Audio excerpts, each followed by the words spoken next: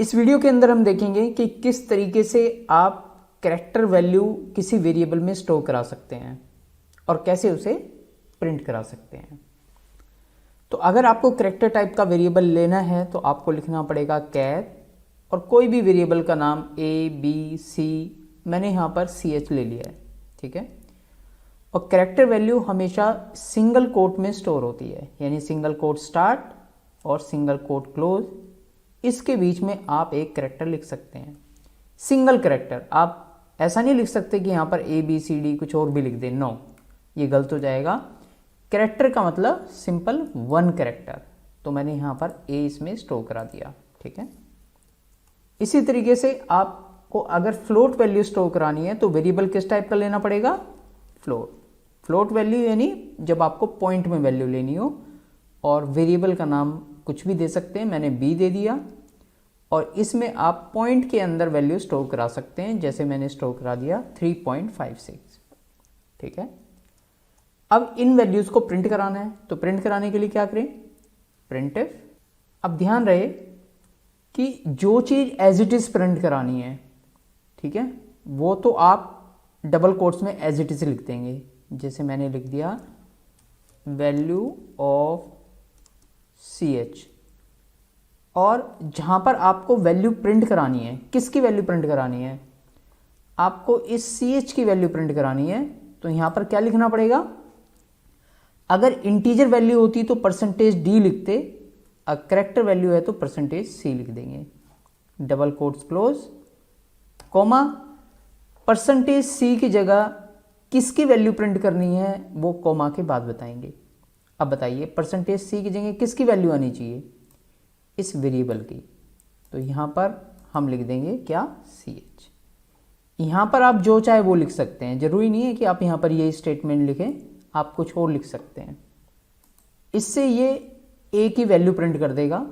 Output क्या आएगा, value of CH colon और उसके बाद A।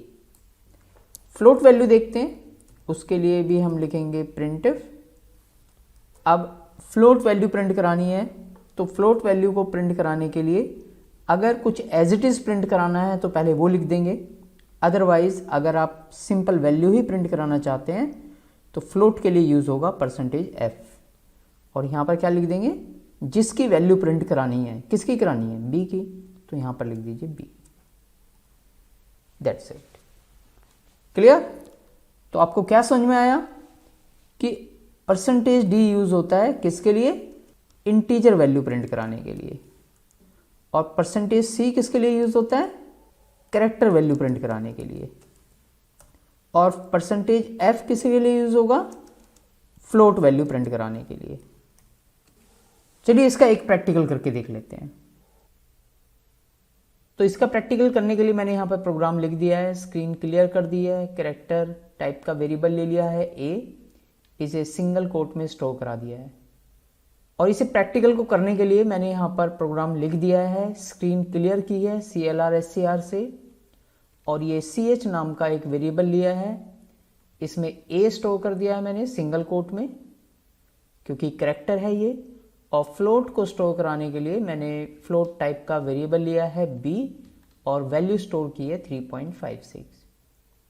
इसके बाद कैरेक्टर को प्रिंट कराने के लिए %c यूज होता है, तो मैंने यहाँ पर लिख दिया है, और किसकी वैल्यू प्रिंट करानी है वो कोमा के बाद बता दिया है, CH की।